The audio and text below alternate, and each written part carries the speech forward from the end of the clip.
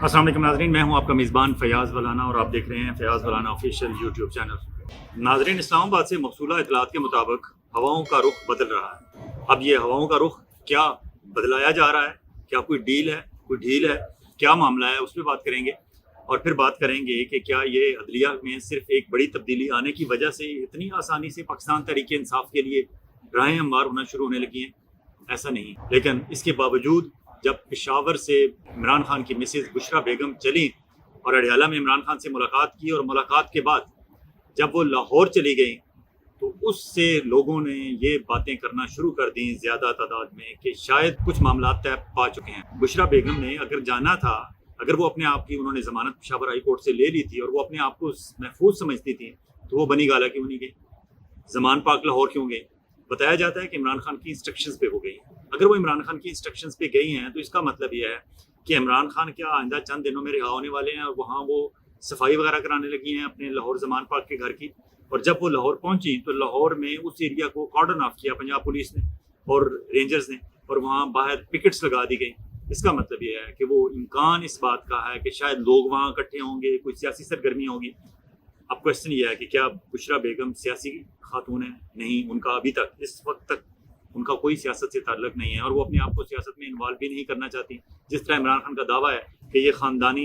मोरूसी सियासत नहीं होनी चाहिए, और इमरान खान हमेशा हद से तनकीद बनाते रहते हैं पाकिस्तान मुस्लिम लीग नून वालों को और पीपल्स पार्टी वालों को कि वो अपने ख़ानदान से बाहर नहीं निकलते। अब इमरान खान, हालांकि लोग इसरार कर रहे हैं कि अलीमा खान को जिम्मेदारियाँ दी जाएँ and she is capable of, लेकिन इमरान खान ना अलीमा खान को जिम्मेदारियाँ दे रहे हैं और बुशरा बेगम को भी नहीं दे रहे।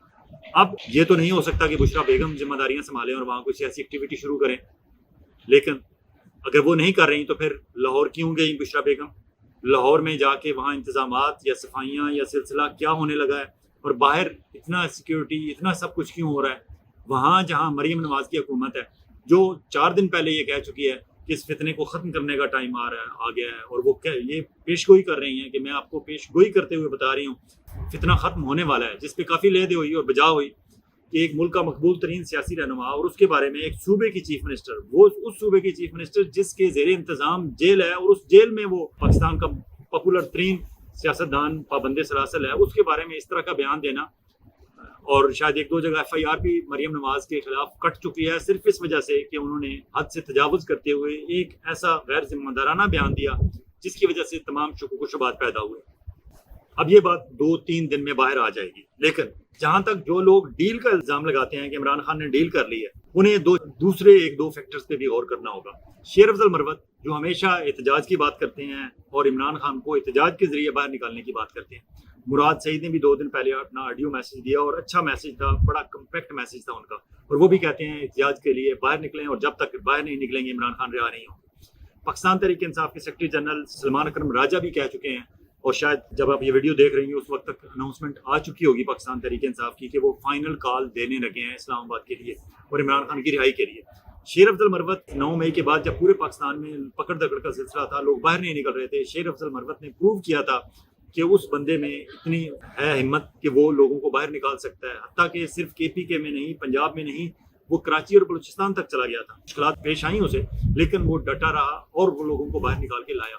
फिर पार्टी के अंदरूनी खिलाफात की वजह से या वो कुछ उन्होंने बयानात ऐसे दे दिए थे, उन्हें बैकफुट पे जाना पड़ा, उन्हें सस्पेंड भी किया गया, उन्होंने शोकाज नोटिस का जवाब दिया। अब उनकी तकरीबन पोजीशन बहाल हो चुकी है। अब इमरान खान से इतने अरसे बाद उनकी मुलाकात अडयाला में हुई है। वापस आने के बाद उन्होंने स्टेटमेंट दिया, उससे लगता है कि इमरान खान शेर अफजल मरवत से खुश हैं और शेर अफजल मरवत को वो नई जिम्मेदारियां सौंपने लगे हैं। शेर अफजल मरवत ने बाहर आके ये कहा कि इमरान खान की रिहाई के लिए कमेटी बनाई जाएगी, एहतजाजी कमेटी, और मैं उस कमेटी का हिस्सा होऊंगा। अब उन्होंने वो गलती नहीं की, आपको याद होगा एक दफ़ा पहले जब इमरान खान से मिल के आए थे और बाहर आके इन्होंने एक कमेटी की अनाउंसमेंट की थी। शेर अफजल मरवत ने कहा था कि इमरान खान ने एक कमेटी बनाई है, मैं उसको लीड करूंगा। साथ खड़े जब बोलने लगे बैरिस्टर गौहर अली, तो उन्होंने कहा कमेटी बनाई है, उसमें ये भी शामिल है। लेकिन इन्होंने अपने तौर पर शेर अफजल मरवत ने क़यादत उस कमेटी की अपने ज़िम्मे ले ली थी, और ये उस वक्त हल्का हल्का तजावुज़ था उनकी अपनी हदूद से बाहर निकलने का। उन्हें लेसन लर्न कर चुके हैं, वो अपना सबक ले चुके हैं। अब शेर अफजल मरवत ने वो गलती नहीं की। अब शेर अफजल मरवत ने कहा एक कमेटी बनेगी, मैं उस कमेटी का हिस्सा हूँगा। अब अगर उस कमेटी के वो हिस्सा होंगे और सलमान अकरम राजा और दीगर जो पाकिस्तान तहरीक इंसाफ के वेल रिस्पेक्टेड लीडर्स हैं, अगर वो लीड कर रहे हैं और शेर अफजल मरवत भी उस वन ऑफ दोज हैं, तो यकीन माने ये कोई बेहतर एफर्ट लगती है इस दफ़ा। اس سے پہلے جتنے جو بھی انہوں نے مظاہرے کیے، احتجاج کیا، اپنے طور پر کرتے رہے، لیکن اس میں خامیاں کمزوریاں تھیں۔ اب 4 اکتوبر کو علی امین گنڈا پور جو KPK سے لے کے آئے تھے اسلام آباد، اور پھر ڈی چوک نہیں پہنچے یا چائنا چوک پہنچے یا چائنا چوک پہنچ کے پھر غائب ہو گئے، اس کے جو خامیاں تھیں، خوبیوں پہ تو بہت بات ہو گئی، خامیوں پہ شیر افضل مروت نے بات کی، عمران خان سے مل کر باہر آنے کے بعد بات کی، انہوں نے کہا اس میں خامیاں تھیں، کمزوریاں تھیں، عمران خان سے بات کی اور اب وہ نہیں ہوں گی۔ اور شیر افضل مروت کا ایک اور موقف بھی ہے، وہ کہتے ہیں یہ احتجاج کا کام ہمارے ورکرز کے ذمہ ہونا چاہیے، ہم جب عمران خان کے جانثار اتنی بڑی تعداد میں موجود ہیں، پھر چیف منسٹر KPK کو باہر آنے کی، لیڈ کرنے کی اور فرنٹ پہ آنے کی ضرورت نہیں ہے۔ KPK کے چیف منسٹر علی امین گنڈا پور کو اپنے آپ کو ریزرو رکھنا چاہیے، اور وہ ریزرو جب کہتے ہیں تو اس کا مطلب انورٹڈ کاماز میں یہ ہوتا ہے کہ اگر کسی موقع پہ گورنمنٹ سے یا اسٹیبلشمنٹ سے مذاکرات کرنے ہوں گے، بات چیت کرنی ہوگی، کیونکہ احتجاج کے بعد بھی، احتجاج ختم بھی کسی بات چیت کے نتیجے میں ہوتا ہے، بے شک آپ وہاں سے گین کر کے جا رہے ہوں یا لوز کر کے جا رہے ہوں، بالآخر آپ کو مذاکرات کی ٹیبل پر معاملات سیٹل ہوتے ہیں۔ یہ ڈیپینڈ کرتا ہے کہ آپ کتنا بہتر احتجاج کرتے ہیں، کتنا بہتر اپنے مطالبات منوانے میں کامیاب ہوتے ہیں۔ اب اگر ڈیل ہوئی بھی ہے تو عمران خان کیا بیک ڈور سے نکل آئے گا باہر؟ نہیں، عمران خان وہ بندہ ہے کہ جس نے کلیئر کیا ہوا ہے اسٹیبلشمنٹ والوں کو اور اس گورنمنٹ کو بھی کہ میں بیک ڈور سے سر نیچا کر کے جو چھوٹی کھڑکی ہوتی ہے اس سے نکلنے والا نہیں، میں گیا بھی فرنٹ ڈور سے ہوں اڈیالہ جیل میں واپس بھی فرنٹ گیٹ سے آؤں گا، جس میں مجھے گردن اپنی سر نیچے نہ کرنا پڑے، مین گیٹ کھلے گا میرے لیے تو میں آؤں گا، میں چھوٹی جو بڑے گیٹ کے اندر چھوٹی ونڈو ہوتی ہے، چھوٹی کھڑکی ہوتی ہے، میں اس سے سر نیچا کر کے باہر نہیں نکلوں گا۔ کیوں؟ عمران خان کو اعتماد ہے کہ پاکستان کی عوام اس کے ساتھ ہے۔ اب اگر ڈیل ہونی ہے تو کن نکات پہ ہونی ہے؟ ظاہر ہے عمران خان کے مطالبات ہیں 3۔ پہلا مطالبہ جو آپ کو بتایا کہ وہ چھوٹی کھڑکی سے نہیں، بڑے گیٹ کھلے گا تو وہ باہر آئے گا اور فرنٹ والے گیٹ سے آئے گا، عوامی احتجاج اور تحریک کی صورت میں آئے گا۔ اب احتجاج اگر ڈیل ہو بھی گئی ہے تو احتجاج کرنا بھی ایک ضرورت ہے، شک نمبر 1۔ اگر اس پہ کام شروع ہو گیا ہے تو مان لیں کہ ہاں سلسلہ آگے بڑھ رہا ہے، عمران خان کے مطالبات مانے جا رہے ہیں، یہ پہلا مطالبہ۔ دوسرا مطالبہ عمران خان کا ہے کہ فارم 45 47 پہ فیصلہ کر لیں اور 47 کے مطابق جس کا بھی حق بنتا ہے اسے قومی اسمبلی کی نشستیں دے دیں، اگر ہمارے پاس اکثریت آ گئی ہم حکومت بنا لیں گے، نہ بنا سکے آپ جو مرضی کریں، جو حکومت ہے یہی بے شک رہنے دیں اگر ان کے پاس اکثریت ہے فارم 47 کے مطابق۔ یہ عمران خان کا دوسرا مطالبہ ہے، اور کیا یہ پورا ہونے لگا ہے؟ اس کے چانسز اس لیے بن گئے ہیں کہ قاضی فائز عیسیٰ صاحب اس سے پہلے وہاں سانپ بن کر بیٹھے ہوئے تھے ان فارم 47 والے پٹیشنز پہ، تو یہ معاملہ بھی آگے بڑھنے لگا ہے، کیونکہ جسٹس یحییٰ آفریدی، جسٹس منصور علی شاہ، جسٹس منیب اختر، ان کو اب کوئی روک نہیں سکتی ہے، گورنمنٹ چاہتے نہ چاہتے ہوئے بھی یہ کچھ نہیں کر سکتی۔ چیف جسٹس آف پاکستان یحییٰ آفریدی نے اپنی انٹینٹ شو کر دیا ہے اور انہوں نے کہا ہے کہ عدالتی معاملات میں وہ کسی قسم کی مداخلت برداشت نہیں کریں گے۔ اس لیے مطالبہ نمبر 2 کی طرف آپ کہہ سکتے ہیں کہ حالات اس طرح کے پیدا ہونا شروع ہو گئے ہیں کہ عمران خان کا دوسرا مطالبہ بھی منظور کر لیا جائے گا۔ تیسرا عمران خان کا مطالبہ ہے کارکنوں کے جو بے بنیاد سیاسی مقدمات بنائے گئے ہیں انہیں سیاسی مقدمات قرار دے کر انہیں رہا کر دیا جائے، انہیں چھوڑ دیا جائے۔ کیوں؟ کہ آپ 22 مئی 2022 کے مقدمات ہوں یا 9 مئی 2023 کے مقدمات ہوں، ان میں سے اگر جو لوگ ان میں ملوث تھے یا جو واقعی ثابت ہو جائیں ان کی سزا اتنی نہیں بنتی جتنی سزا بنتی ہے، اس سے زیادہ وہ قید کاٹ چکے ہیں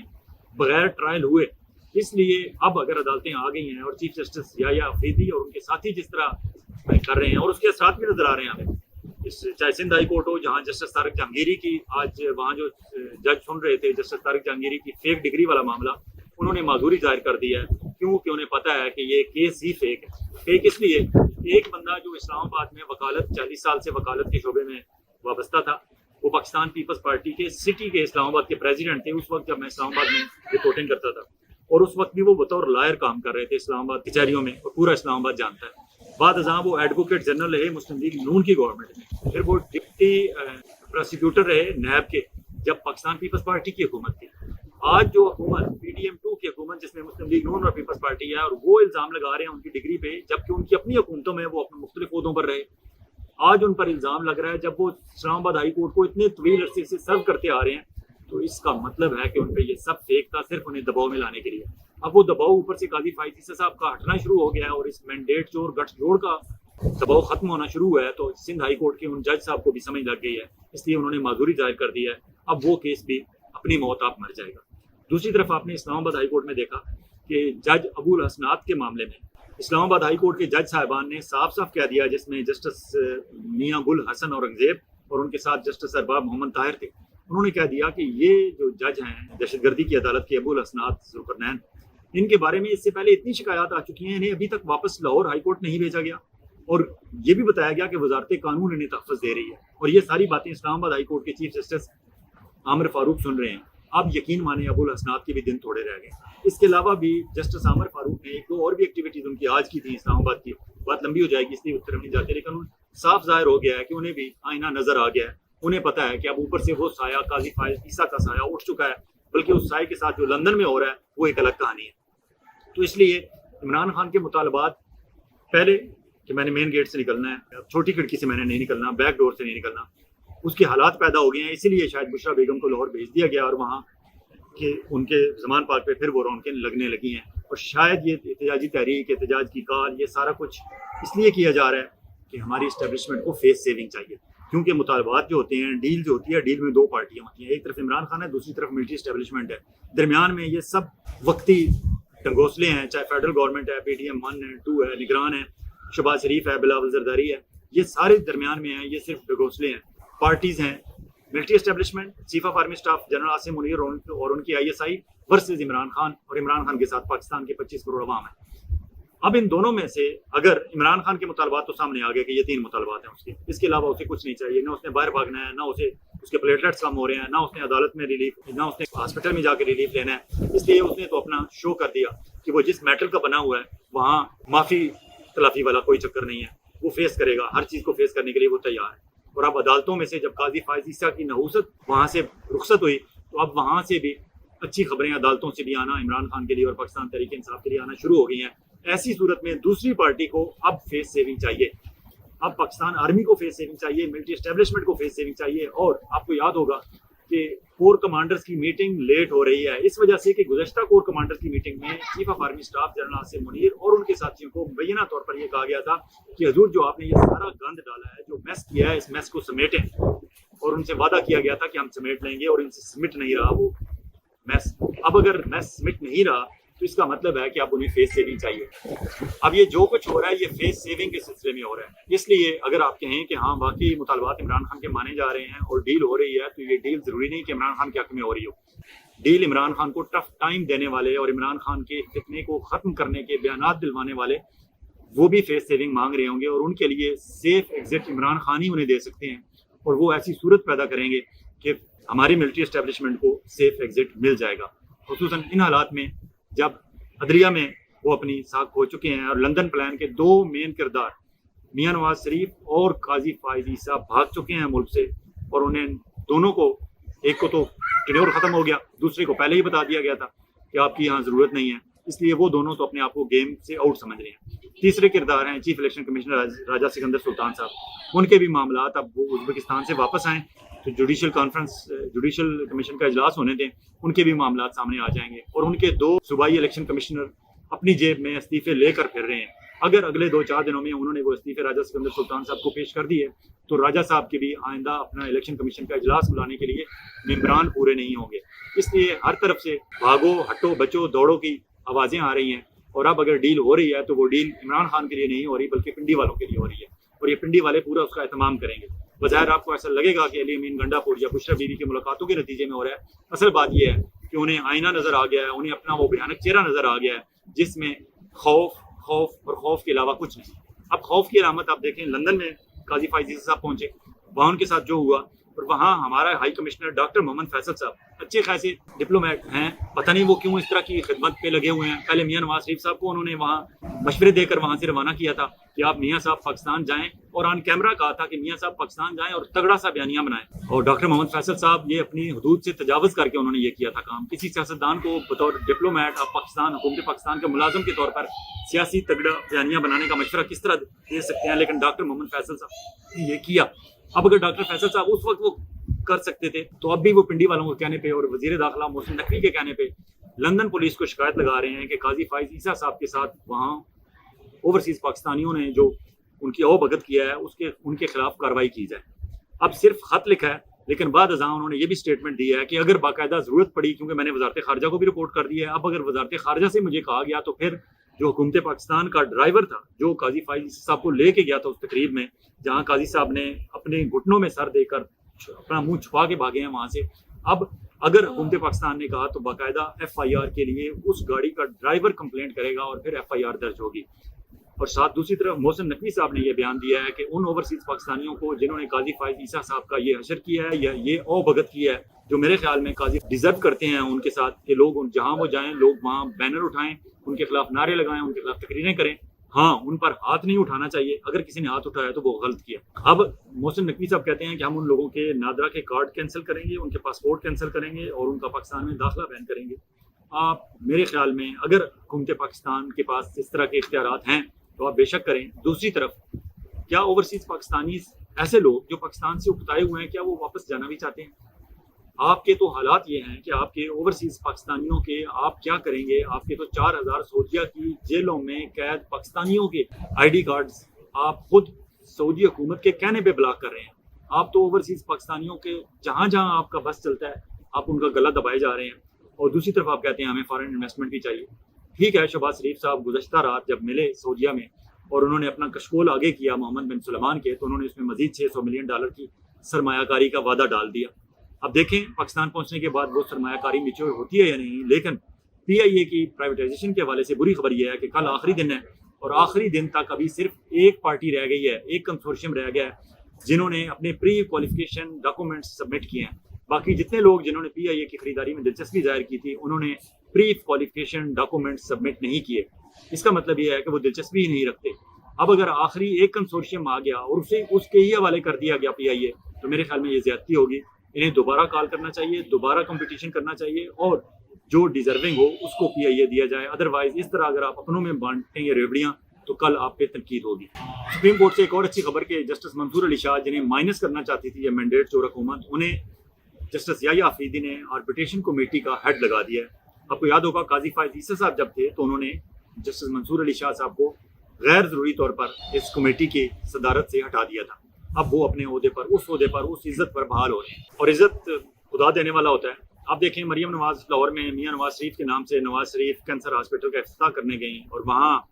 لوگوں نے ان کے سامنے رکھ دیا سارا کچا چٹا کہ آپ 5ویں دفعہ پرائم منسٹر مسلم لیگ نون آپ کے گھر کی رہی باندھی رہی، 7ویں دفعہ چیف منسٹر پنجاب آپ کے گھر کی رہی. میاں نواز شریف صاحب، حمزہ، مریم نواز اور شہباز شریف صاحب ملا کے 7 دفعہ آپ کا خاندان چیف منسٹر پنجاب رہا، 5 دفعہ پرائم منسٹر پاکستان رہے. اس کے بعد آج آپ کینسر ہاسپٹل بنانے میں کامیاب ہوئے اور وہ بھی government of Pakistan and government of Punjab کے پیسوں سے، پبلک سے جمع کیے ہوئے ٹیکس کی منی سے. اگر آپ 35 سال کی سیاست کے بعد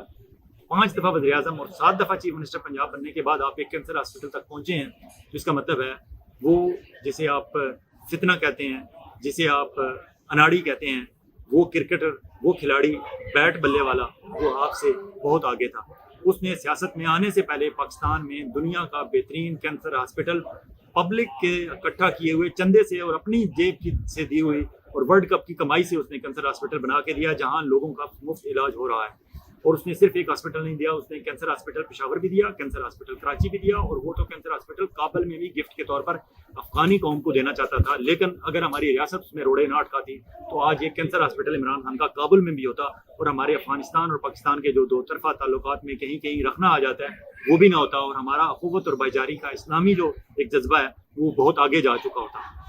اس لیے آپ وہاں بھی ناکام ہوئے. اب وہاں تقریر کرتے ہوئے مریم اورنگزیب کیا کہتی ہیں؟ مریم اورنگزیب کہتی ہیں کہ مجھے لاہور میں آئے ہوئے، کیونکہ وہ پہلے فیڈرل منسٹر رہی ہیں، آپ مریم کے ساتھ وہاں گئی ہیں، مریم نواز کے ساتھ مریم اورنگزیب، تو وہ کہتی ہیں انہوں نے کہا کہ لاہور میں پولوشن اتنی زیادہ ہے کہ 8 مہینے میں 7ویں دفعہ مجھے اینٹی بایوٹک کا کورس میں کر رہی ہوں.